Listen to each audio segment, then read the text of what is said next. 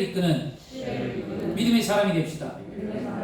아멘. 우리는 그리스도인으로서요, 세상을 밝히고 세상의 빛과 소금의 역할을 감당하고 세상을 이끄는 자가 되어야 되는 거예요. 세상과 동화되어서 세상에서 그냥 살아가는 인생이 아니라, 하나님은 나에게 목적을 주셨는데 예수를 믿고 구원받은 하나님의 자녀로서 세상에 나가서 믿지 않는 영혼들을 구원하고 지옥에 가고 죄악 가운데 있고 세상에 멸망받을 수 없는 그들을 살려내라고 나를 먼저 예수 믿게 했단 말이죠. 그러면 우리는 이끄는 자가 돼요. 우리가 오늘도 이끌어내야 될 줄 믿습니다. 이는 이런 말이 있어요. 이는 세계 역사상 가장 획기적인 사건 중 하나다. 역사가 이건 트레벨리안이 얘기한 거고요. 또 이는 영국 국민이 이룩한 가장 위대한 도덕적 업적이다 라는 말을 하는 사람이 있어요. 이건 작가 존 폴럭이 한 거고요. 그 다음에 이것은 실로 민주주의 역사상 정치가가 한 일 가운데 가장 위대하고 가장 용기 있는 행동으로 하나로 꼽힐 것이다 라고 말을 합니다. 이건 고든 맥도날드가 한 말이었는데요.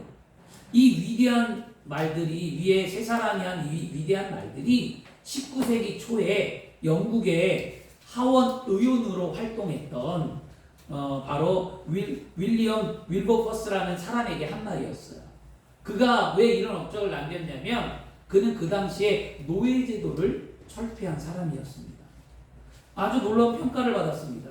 영국 시민들 가운데 그 노예 매매가 아주 골치 아픈 사회적인 문제였고요. 근데 그것이 여전히 그 나라에서는 노예가 필요하다라고 주장하는 사람들, 만약에 노예를 중단하면 경제적인 파산을 초래할 것이라고 그들이 생각을 했어요. 그래서 영국은 넬슨 제독경이 영국에서 배를 타고 가서 아프리카에서 흑인들을 잡아다가 노예로 삼았던 그 시대를 말하고 있거든요. 이 노예 매매를 잘못되었고 악한 것이라고 생각한 사람은 매우 소수에 불과했습니다. 여러분, 소수의 생각이 다수를 이길 때가 와요. 우리 믿는 자들이, 그리스도인들이 다수입니까 소수입니까? 우리는 소수예요. 그렇잖아요. 우리 한국의 기독교 인구가 1000만밖에 안 돼요. 5천만의 인구 가운데. 그리고 복음률도 좀 낮아요. 그래서 낮은 우리가 소수이지만 다수를 변화시키고 다수를 아름다운 삶으로 이끌어갈 수 있는 것은 바로 우리 기독교인의 소수가 감당한 줄 믿습니다. 그 당시에 노예제도가 전 세계에 또 용인되어 있었고요. 이 노예제도는 어떤 매매는 오늘날 무엇이냐면 이런 거예요. 미국의 방위산업이 굉장한 경제적인 걸 갖고 있고요. 그거만큼 영국의 가장 그 당시에 비중을 차지했던 게 말하면 이 노예제도였어요. 노예제도 사고 팔면서 경제가 활성화되었는데, 또한 그의 그 반대 세력을 이제 이것을 철폐하려고 했는 이 윌리엄 윌버버스에게 반대 세력이 있었습니다. 그 누구냐? 막강한 상인들. 오늘날 말하면 기업인들이겠죠. 그 다음에 거기 해군 제독했던 넬슨 경이었고요. 그리고 또 하나는 그 주주가 누구였냐면 영국의 왕실들. 노예가 있어요, 사니까.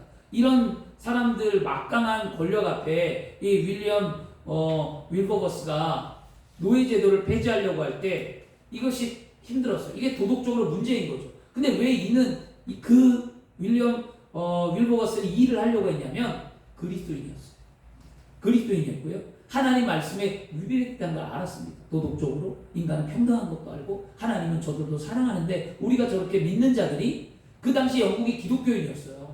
기독교인들이 노예제도를 갖고 있는 거였어요. 하나님은 평등하셨는데 기독교인이 하나님을 섬기는 그들이 형식적으로 예배를 하면서 자신의 노예를 부리고 그 인간을 동물처럼 여기는 그런 도덕적인 것, 하나님이 보시기에 아름답지 아니하는 그 모습을 윌리엄 윌버버스는 그걸 깨닫고 하나님께 간절히 기도하면서 자신이 그 일을 감당하게 내게 해달라고, 힘과 능력을 달라고 기도하는 사람이었습니다. 그가 이 일을 감당할 때 물론 수많은 노력과 땀과 그의 결실이 있었어요. 그런데 그가 2번이나 신체적인 공격, 죽음의 위협에 있었고요. 그는 많은 사람들 앞에 손가락질 받고 그 기업인들과 정부와 싸우는데 힘들었습니다. 그런데 그가 이렇게 놀라운 일을 할 수 있었던 것, 그는 그렇게 고백합니다. 뭐라고 하냐면 하나님께서 환경을 뛰어넘어 역사하시는 하나님이 이 일을 하셨다라는 거예요. 자신이 한 게 아니라 그 환경을, 사람들이 할 수 없다고 말하는 그 환경을, 절망이라고 말하는 그 환경을, 힘들다고 말하는 그 환경을 하나님께서 나를 통하여 그의 환경을 변화하고 많은 사람을 이끌게 하셨다라고 그는 고백합니다. 여러분, 우리가 사는 시대는 어때요? 지금 이 시대. 여러분, 이 시대를 어떻게 바라봅니까? 여러분, N4 세대라는 말을 압니까? N4 세대. 옛날에는 뭐 3포, 4포, 5포, 7포 이렇게 얘기했는데 이제는요 그냥 N이라고 해요. N4 세대라고 얘기하거든요. 이 N4 세대라는 말은 어려운 사회적인 환경을 바라보면서 그냥 포기하는 인생을 살겠다는 거예요. 꿈도 없고 환경도 없고. 요즘 젊은 애들이 그래요. 그냥 그래서 기성세대 여러분들이 자녀를 볼 때 보면 답답한 거예요. 왜 그렇게 살아? 그러면 뭐라고 하면 꿈도 없어. 내가 집을 10년 아빠 내가 10년 돈 벌어봐. 나 집 하나도 못 사. 그냥 이대로 살래. 그냥 살아요. 그리고 결혼 왜 안 해? 아이고 목사님 결혼하는데 돈이 얼마나 들어간 줄 알아요? 그 돈 없어 결혼 못 해요. 야 왜 자녀 안 낳아? 자녀 하나, 애 하나 키우는데 얼마 들어간 줄 아세요? 1억이 들어가는데 3명 낳으면 3억이고 내 평생 집도 없고 어떻게 살아요? 다 이렇게 얘기해요. 전부 다. 그래서 여러분 3포는 뭐냐? 3가지를 포기한 거예요. 연애, 결혼, 출산. 이걸 포기하고 살아가는 삶이에요. 그 다음에 거기에다가 5포는 뭐냐? 거기에다가 2가지를 또 해요. 내 집을 마련하지 않고 인간관계를 끊어버리는 거예요.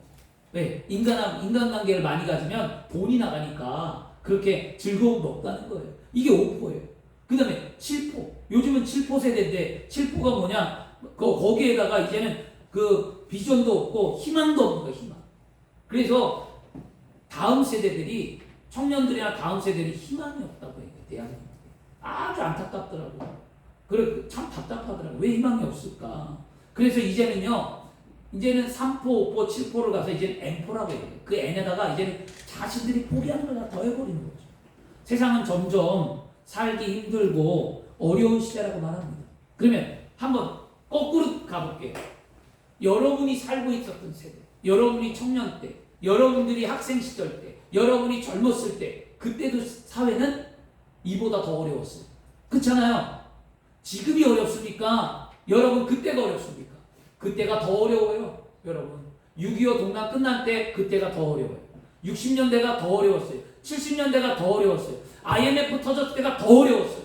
그런데 그런 시대도 다 견뎌냈는데 지금은 행복한 거예요.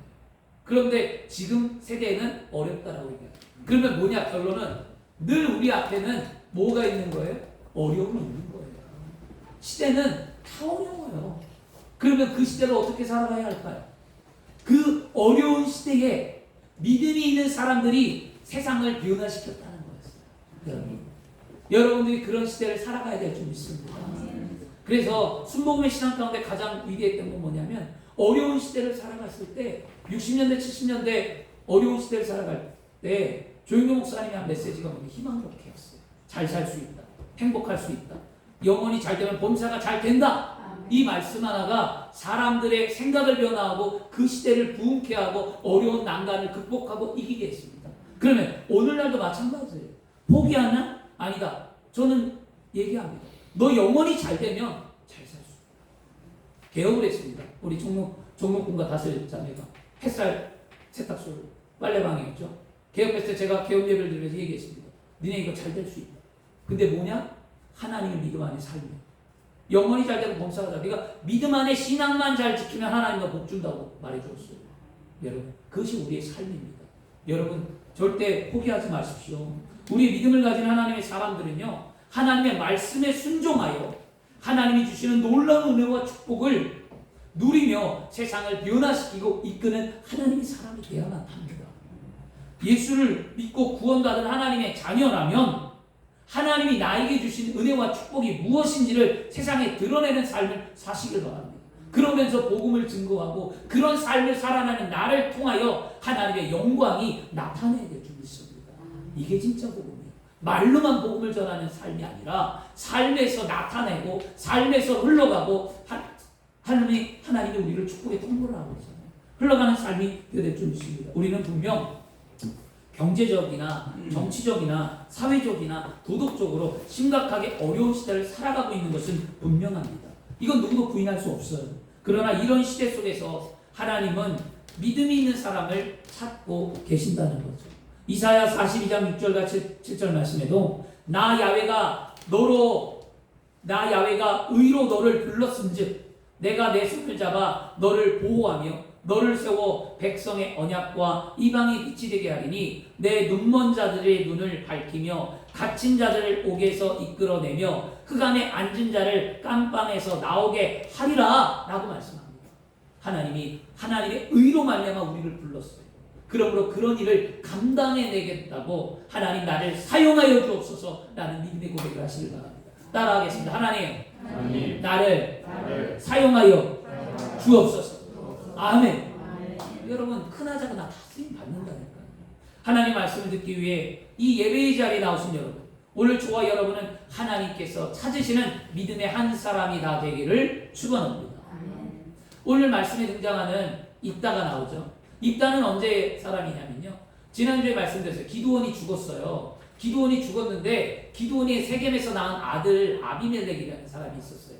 이 기드온의 아들 아비멜렉이 어떤 일을 했냐면, 기드온이 낳은 자녀들이 70명이 있었는데 그 70명을 기드온이 죽자마자 이 아비멜렉이 자기 형제를 다 죽여버려요. 그리고 그 중에 하나 요담이라는 막내 아들만 살아남아요. 그리고 이 아비멜렉이 자신의 그 형제를 다 죽인 다음에 이스라엘을 다스리는 자칭 뭐가 되냐? 왕이 되버려요.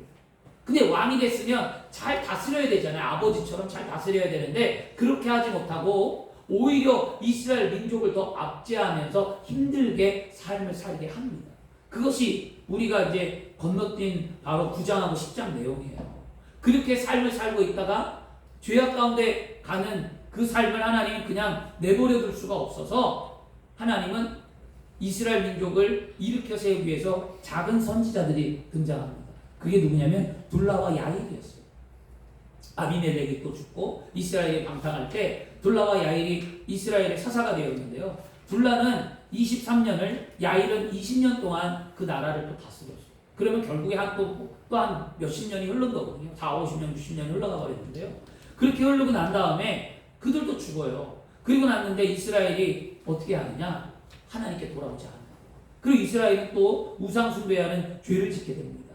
그게 바로 10장 6절, 그 사사기 10장 6절 말씀인데요. 이스라엘 자손이 다시 야훼의 목전에 악을 행하여 바알들과 아스닷과 아람의 신들과 시돈의 신들과 모압의 신들과 암몬의 신들과 블레셋 사람 신들과 섬기고 야훼를 버리고 그를 섬기지 아니하였으므로, 아니 신들을 얼마나 많이 섬겼는지 이스라엘 민족이 한 번의 신만 섬긴 게 아니었어요. 근데 여기서 바알과 아스돗은 가나안의 원주민의 신이었어요. 바알과 아스돗이라는 거죠. 그런데 여기 보니까 아람, 시돈, 암몬, 모압, 블레셋 신들은 누구냐? 가나안의 주변에 있는 이웃나라 국가의 신들이었습니다.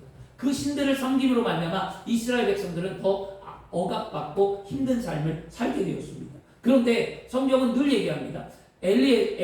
운니엘은요 아라 왕에 대항했고요. 에웃은 모압과 암몬에 대항했고, 삼갈은 블레셋, 드보라는 가나안 땅에 대항했잖아요. 그렇게 싸워서 이겼잖아요. 그건 뭘 말해주고 있냐면요, 그 이스라엘은 어느 나라의 우상을 숭배할 때마다 그 나라가 결국 뭐예요? 이스라엘을 압제했다는 거예요. 그러면 우상 숭배는 결국 종살이로 이어진 거죠. 이스라엘 민족이 어느 신을 다 섬겼든지 그 신을 섬길 때마다 이스라엘 민족은 압제를 당했어요. 종살이를 살았다는 거예요. 이걸 성경은 지금 보여주고 있는데요. 그러면 하나님께서는 우상 숭배를 하며 진노하셔서 이스라엘 백성들을 오늘 뭐라고 하냐면 적들의 손에 파셨다라는 얘기를 하거든요. 파셨다는 의미가 뭘까요? 파셨다는 게 하나님이 이스라엘을 버리셨다는 건가요? 아니에요. 파셨다는 것이 하나님께서 이스라엘에게 약속하셨던 그 약속을 지키지 않는다는 걸까요? 그것도 아니에요. 하나님이 파셨다는 건 뭐냐? 바로 그들을 보호하시지 않겠다는 거예요. 내가 이제 지켜주지 않겠다.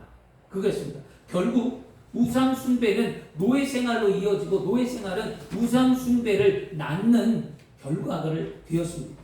주 안에 사랑하는 여러분, 이 말씀 속에서 오늘 우리는 무엇을 깨달아야만 합니까?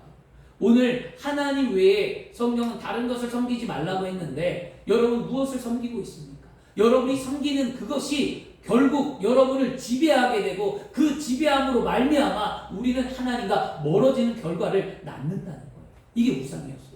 만일 물질이 나를 지배한다면 이거예요. 하나님이 이렇게 말씀하세요. 내가 나를 위해 사는 대신에 물질을 위해 살기를 원한다면 물질이 내 삶을 지배할 것이다. 물질이 내 마음과 감정을 통제할 것이다. 그리고 만약에 여러분 세상에 살기를 원했다면 하나님 우리에게 이렇게 말씀합니다. 내가 나를 위해 사는 대신에 세상을 위해 살기를 원한다면 세상이 내 삶을 지배할 것이다. 세상이 내 마음과 감정을 통제할 것이다. 이렇게 말합니다. 이게 지금 이스라엘 백성들에게 하나님이 말씀하는 거였어요. 하나님이 왜 부르짖는 기도에 응답하지 않냐면 바로 그거였어요. 우상을 섬기는 그들 때문에. 오늘 말씀에 사사 있다가 등장할 때까지 이스라엘 민족은 무려 18년이라는 세월 동안에 고통과 압제를 당합니다.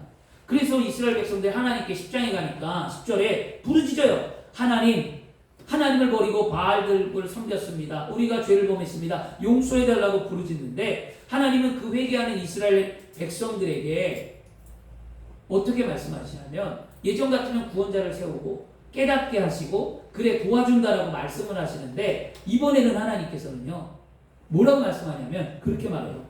내가 그렇게 다른 신을 섬기지 말라고 너에게 누누이 말해주지 않았느냐. 근데 왜 너희는 내 말을 듣지 아니하고 다른 신을 섬겼느냐. 그러면 나에게 기도하지 말고 너희들이 섬긴 그 다른 신들에게 너희를 구원하게 기도하라. 하나님 그렇게 돌려보내는 거예요. 이스라엘 민족들을. 왜 그랬을까요? 하나님 왜 살아계신 하나님 왜 이스라엘 민족을 그렇게 내버려 두면서 너희가 섬기는 우상들에게 기도하라고 그렇게까지 하셨을까요? 이유는 뭐냐면 회개예요. 회개. 지난주 항상 이 사사기에는 회개의 중요성을 말해주고 있습니다. 우리가 하나님 앞에 돌아올 때 어떻게 회개하고 돌아올 건가? 회개를 잘 하시길 바랍니다. 표면에 나타나는 것, 겉으로 드러나는 것, 이게 회개가 아니에요. 회개는 진짜 그의 슬픔과 그의 감정과 그의 죄악과 이 모든 것을 드러내야 되는데 단지 현실의 문제만 해결받기 위해서 단지 내 삶의 발에 불이 떨어져 이 불을 끄기 위해 회개하는 것, 이거 하나님은 여러분 이 회개의 기도 하나님 들어주지 않아요. 이게 뭐냐면요, 잘 생각하셔야 합니다. 우리가 늘 반복하는 거 있어요. 평상시에는 하나님을 찾지도 않다가 평상시에는 하나님 앞에 감사도 없고 은혜도 없고 기쁨도 없고 열심도 없고 하나님 앞에 안 하다가 문제가 생겨요. 내 앞에 물질의 문제가 생기고 질병이 찾아오고 그러면 그때서 하나님 내가 잘못했어요. 하나님 내가 열심히 할게요. 한 번만 내 인생을 도와주세요. 우리 이렇게 기도하잖아요. 이거를 하나님은 뭐라고 말하냐? 사사기에 그대로 보여주고 있거든요. 하나님이 이걸 하지 말라는 거예요. 하나님이 이걸 하지 말고 평상시에 늘 깨어 기도하라는 거예요.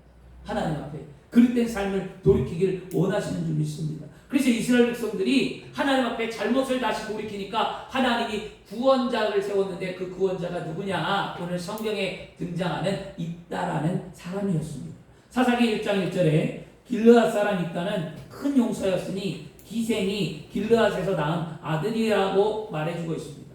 하나님께서 쓰시는 믿음의 일꾼은 어떤 사람일까요? 하나님이 쓰시는 믿음의 일꾼은 따라하겠습니다. 하나님이 쓰시는 믿음의 일꾼은 어려움을 아는 믿음의 사람입니다. 아멘.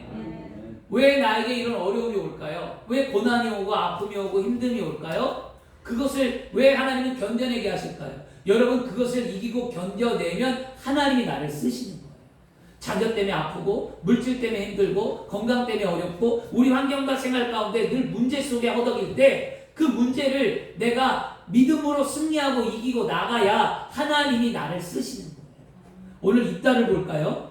우리 이거 주 안에 사랑하는 여러분, 왜 나만 겪는 고난이라고 절대 불평하고 원망하지 않기를 축원합니다. 고난이 하나님의 뜻임을 알고 그 고난 속에 감사하며 믿음으로 살아가기를 축원합니다. 에레미야 애가 3장 26절에도 사람이 야훼의 구원을 바라고 잠잠히 기다림이 좋도다라고 말합니다. 하나님의 은혜를 구하며 기다리십시오. 믿음을 갖고 기다리십시오. 인내하고 참고 기다리십시오. 하나님의 약속은 반드시 이루어집니다.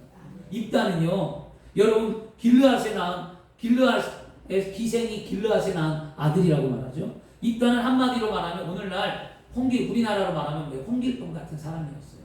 그는 큰 용사였지만 기생의 아들로 태어나 온갖 고통과 아픔을 겪는 사람이었어요. 그리고 길르앗에서 그는 어떻게 했냐? 쫓겨났잖아요. 너는 우리 아버지의 소생이 아니고 첩의 아들이니까 아버지의 기업을 이어받을 수 없으니까 너는 나가라는 거였어요. 그래서 이 입다가 그 길르앗에 떠나 자신이 외롭고 힘든 여정을 걸어서 간 것이 아니라 도비라는 땅이었어요. 그 도비라는 땅에 그가 거하게 됩니다. 하지만 그 도비라는 땅에 거하게 하신 것조차도 하나님의 섭리였다는 것을 우리는 깨달아야 합니다. 내가 한 것 같지만 그게 아니었어요. 하나님께서는요, 어려운 시대에 어려움을 아는 입다를 통해 이스라엘을 지금 구원하기 위해 입다를 부르신 겁니다. 암몬 자손이 이스라엘을 치료할 때 입다 말고는 대적할 사람이 아무도 없었다는 거예요. 하나님께서는. 그래, 왜 입다가 그러면 왜 하나님은 입다를 불렀을까요? 입다가 고통도 알고 아픔도 알고 어려움을 아니까 어려움을 겪고 있는 이스라엘 백성들의 마음을 헤아려 하나님의 입다를 쓰기를 원하셨다는 거예요. 그러므로 여러분, 지금 내 환경이 어렵고 내 삶이 힘들다 하면 그때가 하나님의 나에게 뭐예요? 은혜를 주시는 때고 그 아픔과 환경을 딛고 일어나 내가 누군가를 살리는 일을 감당한다는 것을 잊어버리지 마십시오. 왜 나는 왜 이렇게 어려워? 나는 왜 힘들어? 나는 왜 사람과의 관계가 힘들고 나는 왜 물질이 힘들고 건강이 힘들고 이렇게 말할 수 있지만 그걸 믿음으로 이길 때 하나님이 내가 겪은 아픔과 고통을 겪었던 사람을 내 앞에 오게 하세요. 그러면 나는 그 사람을 위로해 줄 수 있습니다. 왜? 이미 나는 겪었기 때문에. 우리가 왜 예수님 앞에 갑니까? 왜 우리가 예수님 앞에 가서 기도합니까? 예수 그리스도께서 우리를 위하여 십자가에 피 흘리시고 돌아가시고 예수 그리스도께서 우리를 위하여 죽으시고 예수 그리스도께서 우리를 위하여 부활하시고 예수 그리스도께서 우리를 위하여 저 하늘 저 천국에서 우리를 예비하셨기에 모든 것을 아시니까 내 아픔과 고통을 아시니까 주님 앞에 아뢰는 거예요. 그러면 주님이 나를 위로해 주잖아요. 여러분, 그 일을 감당하고자 지금 내 환경에 고난이 온 줄을 우리는 깨달아야만 합니다. 우리의 삶이 아무리 힘들고 어려워도 절대로 절망하지 않기를 축원합니다. 저는 저희 아버지에게 담고 싶은 게 있습니다. 저희 아버지가 어머니도 많이 힘들게 하고 신앙도 이렇게 막 온전하지도 않고 그러시긴 했어요. 한량이죠, 한량. 술도 좋아하고 노는 것도 좋아하고 여자도 좋아하셨고 많은 인생을 살아오셨어요. 사업도 몇 번 실패도 하셨고 모두 하셨고. 그런데 아버지 인생 가운데 가장 담고 싶은 건 딱 하나 있습니다. 뭐냐면 아버지는 늘 도전하세요.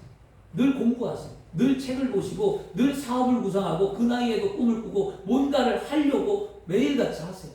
그래서 연세가 많은데도 불구하고 자꾸 뭔가 새로운 걸 도전해요. 그래서 경비 일을 하시는데도 경비에서도 그냥 경비를 하지 않아요. 남들처럼 똑같은 경비 일을 하지 않아요. 그래서 공부하고 남들보다 항상 경비들 위에 있어요. 그리고 더 많이 받아. 그래서 제가 물어봤어요. 그랬더니 공부한다는 거예요. 산업기사도 따고 노인이라고 안 하는 게 아니라 모든 걸 갖춰서 그런 일을 하시는데, 그리고 컴퓨터도 남들은 못하는데 아버지는 컴퓨터를 하세요. 컴퓨터 타이프도 치고 인터넷 검색도 하고 카페도 만들고 이런 것도 하세요. 스마트 기기 나오면 신종 나오면 손주들한테 늘 묻고 배워요. 예전엔 제가 가르쳐드렸는데 이제는 제가 관심이 없고 저도 귀찮더라고요. 나는 아는 것만 쓰고 싶은데 물어봐요. 그러면 손주들한테 배우세요. 근데 더 놀라운 건 아버지가 애견에 대한 관심이 있어서 애견 행동 지도사 자격증을 따셨어요. 그리고 애견 반려 장례 지도사 자격증도 따셨어요. 이거는 지도자 자격증이 있어야 애견을 행동을 하고 장례를 하거든요. 요즘 개도 장례식에서 장례를 치러야만 합니다. 이제 사회가 많이 바뀌었기 때문에. 그래서 미리 내다보시고 이걸 따셨어요. 그래서 짭짤하게 용돈을 버세요. 한 번 나갔다 오면 50만 원, 100만 원씩 벌어오세요. 한 번 갔다 오시면. 그러니까 남들이 안 하는 걸 하시거든요. 근데 제가 너무 좀 궁금해서 왜 아버지 애견에 관심을 갖고 자격증을 땄냐고 물어봤어요. 아버지가 이런 말씀 하시더라고요. 나중에 교회를 하더라도 나중에 남들이 안 하는 컨셉 있는 교회를 꼭 해라. 그래서 땅을 사고 주차장을 만들면 거기에 애견 카페도 만들고 애견 놀이터도 만들고 너 그거 꼭 해라는 거예요. 그래서 왜 그걸 해야 되냐 그랬더니 지금 애견인이 천만 명이 넘고 그 다음에 기독교인들도 강아지를 키우기 때문에 교회에 와서 오래 있지 않고 다 교제를 안 하고 가는 게 자신들의 애견을 돌봐야 되기 때문에 그런 현상도 봤더라고. 앞으로 더 많은 일을 하려면 그렇게 해야 된다. 그래서 아버지는 꿈을 꾸고 너 교회를 할 수 있게 땅도 알아보고 이런 걸 한다라는 거예요. 근데 아버지가 돈이 있는 것도 아니고 아버지가 내가 언제 그 교회를 할지도 모르겠고 그런데도 비전과 꿈을 갖고 계시더라고요. 그거에 저는 너무 감사해서 그 말씀을 들으면서 아버지가 자식을 사랑하는 마음이 이런 거구나 깨닫고 그리고 난 다음에 제가 무엇을 깨달았냐면 내가 실력을 갖춰야 되겠구나. 더 많은 것을 갖추고 공부하며 해야 되겠구나 깨닫습니다. 여기 주장로님 안 계시긴 하지만 장로님이 수많은 질문들을 해요. 신학적인 질문. 장로님이 성경을 많이 읽으셨어요. 근데 많이 읽었지만 제대로 배우지 않았기 때문에 신학적인 그게 부딪힘이 생기는 거예요. 성경을 너무 많이 읽으면 이제 그걸 생겨요. 그러니까 그걸 저한테 신학적인 걸 물어보니까 제가 답변을 해주기가 좀 바빠요. 그래서 제가 공부를 안 할 수가 없어요. 그래서 제가 깨달았어요. 하나님 나 준비시키는 거예요. 더 많은 성도를 감당하고 더 많은 성도들과 함께 청년들과 학생들과 하나님의 일을 하려면 내가 공부하지만 안 되겠다. 그래서 요즘에 저도 여기 실력을 갖추고 공부를 하고 이제 준비를 하고 있는데요. 여러분 우리는요 희망이 있어야만 합니다. 철학자 가운데 피에르 케고르가 말하기는 죽음에 이르는 병이라는 책에 그는 죽음이 뭐냐 절망이라고 얘기한단 말이죠. 그러면 절망이란 비전이 없는 거예요. 꿈이 없는 거예요. 앞날에 대한 기대와 소망이 없는 거예요. 여러분 비전이 없는 인생은 미래에 희망이 없습니다. 비전은 비전이라는 것은 비록 현실이 고통스럽고 힘들다 할지라도 그의 삶을 복원하는 능력이 생기는 거예요. 지금을 보지 말고 미래를 보시길 바랍니다. 그러므로 여러분의 우리 교회를 향한 비전, 주님을 믿는 믿음의 안에서 그리스도를 향한 비전, 내 삶을 향한 비전 이런 것을 놓지 말고 그 비전을 향해 실력을 갖추는 삶이 되기를 축원합니다. 따라하겠습니다. 어려운 삶 속에서 실력을 갖추는 사람이 하나님께서 쓰시는 믿음의 사람이다. 아멘.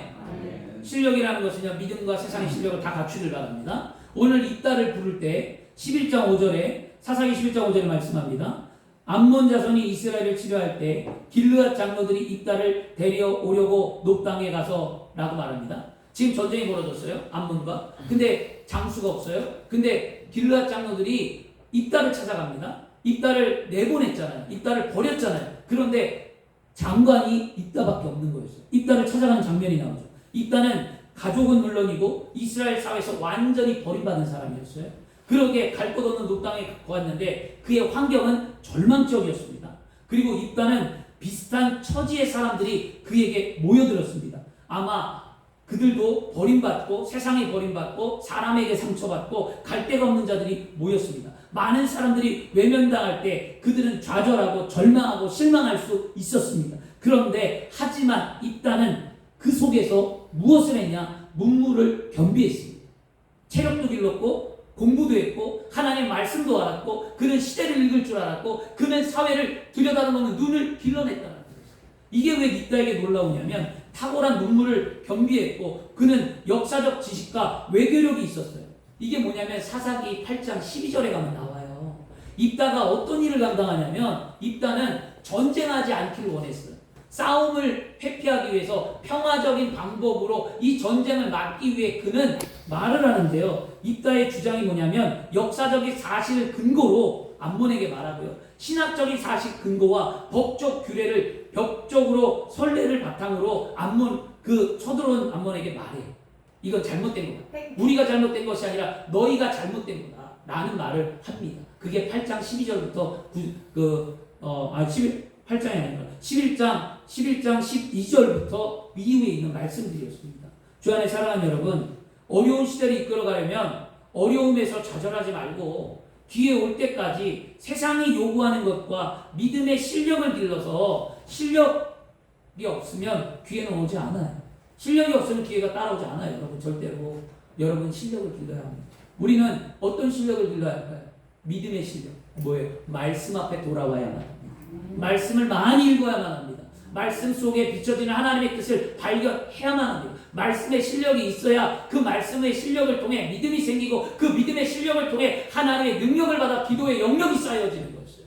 여러분 절대로 말씀을 중단시하지 않기를 축원합니다. 오늘 함께 읽은 말씀을 보십시오. 암몬 자손이 이스라엘을 공격할 때 입다가 실력을 갖추지 않았다면 길르앗 장로들이 입다를 장관으로 모시려고 하지 않았을 거예요. 입다는 자신이 갖추고 있는 실력으로 역사적인 지식을 가지고 외교적인 노력으로 전쟁을 하지 않으려고 했습니다. 그러기에 그 어려움 중에도 포기하지 말고 우리는 후일을 기약하며 반드시 실력을 갖추시기를 축원합니다. 지금 어떤 환경에 놓여 있습니까? 어떻게 여러분 좌절하고 있습니까? 아무것도 할 수 없습니까? 여러분 포기하고 있습니까? 그렇다면 우리 오늘 한 가지만 하십시오. 하나님 여러분 한 가지를 하기를 원하는 게 이게 무엇이냐면 예수 믿고 구원받은 우리들에게 하나님께서 주신 아주 귀하고 특별한 선물 바로 기도입니다. 기도의 능력을 갖추시길 바랍니다. 여러분 오늘 지금 이 순간 무엇을 간절히 소망하고 원하여 기도한다면 살아계신 하나님께서는 온 우주를 움직이시더라도 나의 기도를 응답해 주신 줄 믿습니다. 그러므로 어려운 환경 속에서 믿음을 가지고 기도의 실력을 갖춰 나갈 때 하나님은 우리의 편이 되어주신 줄 믿습니다. 시편 40편 1절과 2절 말씀에 내가 야훼를 기다리고 기다렸더니 귀를 기울이사 나의 부르짖음을 들으셨도다. 나를 기가 막힌 웅덩이와 수렁에서 끌어올리시고 내 발을 반석 위에 두사 내 걸음을 견고하게 하셨도다 라고 말씀합니다. 기도하면 모든 문제가 풀어집니다. 기도하면 하나님의 응답이 있습니다. 기도하면 내 삶이 변화됩니다. 기도하면 환경의 문이 열립니다. 환경이 절망적이고 기가 막힌 웅덩이와 수렁에 빠져 있습니까? 기도해 보십시오. 그러면 하나님이 그 환경에서 우리를 끌어올려 주셔서 나의 환경을 반드시 변화시켜 주시는 줄 믿습니다. 에레미야 구약에 가면 에레미야가 있습니다. 에레미야 선지자를 성경은 눈물의 선지자라고 말합니다. 왜 에레미야가 눈물을 흘렸을까요? 에레미야는 어떻게 하면 하나님의 뜻을 백성들이 알까? 그리고 어떻게 하면 하나님의 진노가 우리 사랑하는 백성들에게 오지 않을까를 고민하며 그는 눈물로 나라와 민족을 위해 기도하는 하나님의 사람이었습니다. 그런데 그가 하나님 앞에 쓰임받을 당시에 예루살렘 남유다가 얼마나 폐악했냐면 하나님은 말했습니다. 내가 돌아오지 아니하면 내 백성이 나에게 돌아오지 아니하면 이웃나라 바벨론을 통하여 내 나라를 멸망시키리라고 에레미야에게 환상으로 보여주었어요. 멸망이 눈앞에 놓여 있었어요. 멸망 가운데 있는 그들을 향하여 에레미야는 외칠 수밖에 없었어요. 그래서 정말로 에레미야는 남유다의 마지막 왕 5명 요시아와 여호야긴 그 다음에 마지막 같은 히스기야 왕까지 5대 왕을 섬기며 늘 외쳤어요. 결국 예루살렘 유다는 그 BC 586년에 바벨론에 멸망하고 말았습니다. 어려운 시대를 살아갈 때 하나님은 어려운 시대를 살아가는 그때 준비된 자를 쓰시고 하나님은 준비된 자의 기도를 통해 응답하십니다. 에레미야가 한 번은요 감옥에 갇혔어요. 환경이 시위대 뜰에 갇혔어요. 그리고 그는 죽는 날을 기다릴 수밖에 없었어요. 그의 환경이 절망적이었어요. 근데 그 절망적인 환경에 하나님은 에레미야에게 찾아와 말씀합니다. 에레미야에게 간절히 부르짖어라. 그리고 내가 부르짖으면 내가 너에게 응답하겠고 내가 너가 알지 못하는 크고 큰 비밀한 일을 보이리라고 말씀하는데 그 말씀이 바로 에레미야 33장 1절과 3절 말씀이었어요.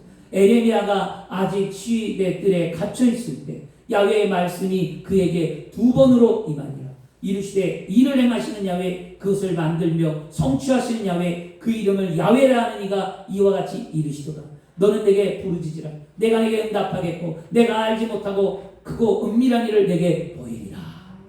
에레미야는 그의 시의 뜰에 갇혀서 환경이 절망적이었지만 하나님의 약속의 말씀을 믿고 부르짖고 기도할 때 하나님은 에레미야를 그의 환경에서 건져주셨다는 것입니다. 오늘 우리의 환경이 힘들고 어려울 때 하나님은 기도하는 실력이 있는 자, 기도하는 부르짖는 자, 믿음의 삶을 사는 자를 통해 여러분을 승리로 믿음의 삶으로 이끌어준 줄 믿습니다. 주 안에 사랑하는 여러분, 우리가 하나님 믿고 의지하면 오늘 우리가 갖춰야 할 실력은 바로 뭡니까? 기도의 실력입니다. 기도는 우리 그리스도인들의 생명줄이에요, 여러분. 기도를 하지 않으면 우리는 죽습니다. 어려운 시대에 하나님께서 쓰시는 믿음의 일꾼이 되길 원하여 기도의 실력을 갖추기를 축원합니다. 마지막은 하나님께서요, 여러분 믿음의 사람을 어떻게 쓰냐, 입다를 어떻게 썼냐면 사사기 11장 9절 말씀인데요. 입다가 길르앗 장로들에게 이르되 너희가 나를 데리고 고향으로 돌아가서 암몬 자손과 싸우게 할 때 만일 야훼께서 그들을 내게 넘겨주시면 내가 과연 너희의 머리가 되겠느냐 라고 말씀합니다. 이 말씀 뭐냐면 따라하겠습니다. 환경을 뛰어넘어 역사하시는 하나님을 믿어야 믿음의 일꾼입니다. 아멘. 여러분 이걸 믿어야 돼요. 이걸 못 믿어요, 사람들이. 왜 안 되냐고 자꾸 물어봐요, 제가. 그러면 근데 제가 물어보거든요. 집사님들이나 누구 뭐가 상담 오면 왜 안 될까요? 그냥 왜 안 될까요? 물어봐요. 왜? 믿음의 말을 하는지 믿음이 어떤지 태도를 알기 위해서요. 근데 믿음이 있는 분들은 알아요. 목사님 제가 기도가 부족했나 봐요. 목사님 제가 저기 했나 봐요. 그렇게 얘기하는 분이 있는가 하면 왜 안 돼요? 그러면 바로 얘기해요. 하나님이 안 도와줘요. 하나님이 안 도와준대요. 여러분 환경은 반드시 바뀝니다. 하나님은 여러분의 믿음을 갖고 기도하는 자를 통해 역사하십니다. 입다는 기도원처럼 큰 용사였잖아요. 기도원의 아들 아비멜렉과 비슷하게 기생의 길르앗에 나왔잖아요. 세상 눈으로 볼까요? 리더자, 쓰시는 사람, 세상에서는 어떤 사람이었습니까? 학벌을 좋아야죠. 집안이 좋아야죠. 여러분 도덕적으로 괜찮아야죠. 이런 사람들을 다 리더로 쓰는 거 아니겠습니까? 그런데 입다는 이 세 가지에 다 안 맞아요. 입다가 학벌이 있는 것도 아니고, 입다가 집안이 좋은 것도 아니고, 입다가 무슨 도덕적으로 깨끗한 사람이 아니었어요. 그런데 하나님은 글을 썼어요. 생각해보세요. 입다는 창녀가 낳은 아들이었어요. 입다는 이복 형제들에게 쫓겨났습니다. 입다는 엮이는 가정에서 자랐어요. 입다는 광야에 있을 때 그는 무리들이 모여들었어요. 잡류라는 것은 도둑질하고 이렇게 죽이고 뭐 나쁜 짓 하는 사람들이었습니다. 입다는 오늘날 말하면 입다는 뭐예요? 범죄 조직의 우두머리였어요. 그리고 그는 보스였어요. 그리고 좋게 말하면 입다는 뭡니까? 해적가 같은 거였어요. 그는 완전히 추방자여 콩가루 집안 출신의 범죄자. 그러나 하나님은 이런 입다를 구원자로 세웠다는 거예요. 이게 생각할 수 없는 일이거든요. 그러면 우리는 뭘 해야 되냐? 이 사람을 믿음으로 쓸 거야? 아, 내 아들을 믿음으로 쓸 거야? 아, 저런 사람이 뭐 믿음이 있어? 저게 믿음이야? 우리 이렇게 말하면 안 돼요. 하나님은 누구를 막론하고 쓰십니다. 나만 잘난 것 같고, 나만 신앙이 바른 것 같고, 나만 좋은 것 같은 것이 아니라 하나님은 내가 보는 눈과 다르게 그 심령을 들여다보며 그 약한 자를 들어 강하게 사용하시는 분이 하나님이십니다. 그러면 여러분의 남편을 쓰십니다. 여러분의 아내를 쓰고 여러분의 자녀를 쓰고 우리 교회를 하나님이 쓰십니다. 여러분 사용받으시길 바랍니다. 하나님은 분명 환경을 뛰어넘어 하나님이 쓰시는 믿음의 일꾼을 찾으십니다. 지금 우리가 환경이 어때요? 매우 절망적입니까? 우리는 분명히 알아야만 합니다. 하나님은 나와 그런 환경을 변화시키며 반드시 나를 사용해 주신다는 사실을 알고 믿음으로 준비하시길 바랍니다. 우리 모두 하나님께 쓰시는 믿음에 다 귀한 일꾼들이 되고 하나님의 사람이 되기를 축원합니다. 입다는 분명 환경 속에서 좌절하고 포기하는 삶을 살 수 있었어요. 그러나 입다는 그렇게 하지 않고 하나님과 동행했다는 게 중요합니다. 입다가 머문 녹당에 보니까 뭐라고 해요? 잡류들이 왔다고 그러잖아요. 이 잡류는 세상 사람들이에요. 우리 뭐라고 얘기하죠? 유유상종이란 말을 알잖아요. 사물의 종류들이 끼리끼리 모인다고. 똥은 똥끼리, 된장은 된장끼리 이런 말 쓰잖아요. 지들이 끼리끼리 모인다고. 이렇게 우리는 비판합니다. 서로 그렇게 말을 하는데 입다가 여러분 입다가 머문 녹당에 잡류가 몰려온 것은 그가 방탕했기 때문이 아니에요.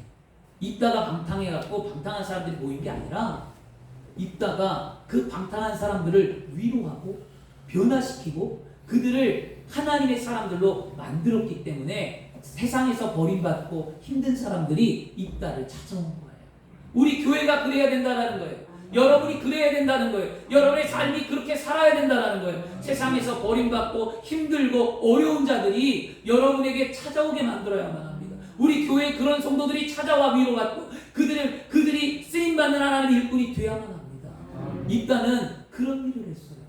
세상 사람들이 볼 때는 잡류자들이 찾아오고, 세상 사람들이 볼 때는 쓸모없는 인간들이 찾아오고, 세상 사람들이 볼 때는 정말 하찮게 여길지 모르지만 입다에게 그런 사람들이 왜 몰려왔겠냐고요.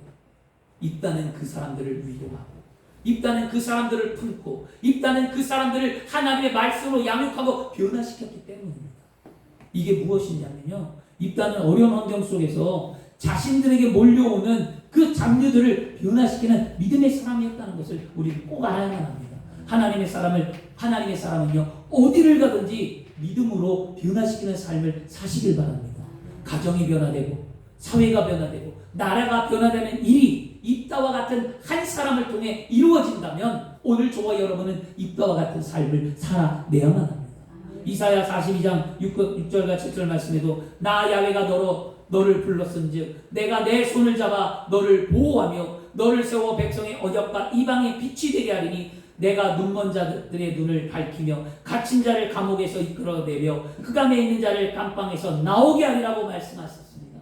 하나님 나를 통해 하나님의 뜻을 이루십니다. 입다는 어려운 환경 속에서 나라와 민족을 위해 할 수 있는 날이 올 거라고 믿었잖아요. 어떻게 그런 믿음을 가질 수 있었느냐? 하나님과 신뢰했기 때문이에요. 이 말이 어디 있는가? 그러면 목사님, 그 말이 성경에 어디 있냐는 거예요. 누군가 물어봤어요. 저한테. 어디 있냐? 그 말이 어디 있냐면 바로 11장 9절 말씀이었어요. 뭐냐면 입다가 고백할 때 믿음의 말을 하는데 뭐라고 하냐면 입다가 이렇게 야훼께서 그들을 내게 붙이시면, 아니 쫓겨났어요. 잡류예요. 방탕해요. 죄악에 살아요. 그런 그가 뭐라고 얘기하냐면 하나님께서 그들을 내게 붙이시면 하나님은 신뢰함에 반하잖아요. 전쟁에 있을 때는 하나님께 달렸다는 거예요. 싸움의 강권은 내 실력이 아니라 하나님의 도우심에 달렸다고 그는 고백합니다. 그렇습니다. 이런 믿음의 확신이 있을 때 어려운 시대를 이끌어가는 거예요. 여러분, 모든 삶의 기쁨과 은혜와 축복과 모든 것을 다 누구에게 달렸습니까? 하나님께 달렸습니다. 아무리 어려운 환경이라 할지라도 여러분, 가족마저도 나를 인정하지 않고 버린다 할지라도 하나님을 향한 믿음과 비전을 잃어버리지 말고 하나님이 나를 사용하심을 믿으시길 바랍니다. 그리고 변화의 삶을 사십시오. 따라하겠습니다. 환경을 뛰어넘는 믿음이 어려운 시대를 살아가는 삶 속에서 나를 이끈다. 아멘. 결론입니다. 여러분, 우리는 입다를 통해 배워야만 합니다. 무엇을 배워야 합니까? 입다는 어려운 시대에 하나님께서 쓰시는 믿음의 사람이 되었습니다. 입다를 하나님 왜 썼습니까? 입다는 어려움을 알았기에 하나님은 그 어려움을 이기는 자로 사용했습니다. 입다는 환경 속에서 실력을 갖추고 있고 인내하며 믿음을 잃어버리지 않고 기다렸습니다. 그리고 그는 반드시 하나님이 이 환경을 변화시키라고 하나님을 믿었습니다. 우리에게 오늘 그런 믿음이 있기를 축원합니다. 그래서 저와 여러분이 하나님께서 쓰시는 귀한 삶이 되기를 그리스도인으로 축원합니다. 기도하겠습니다. 좋으신 아버지 하나님 감사합니다. 오늘 하나님께서 우리를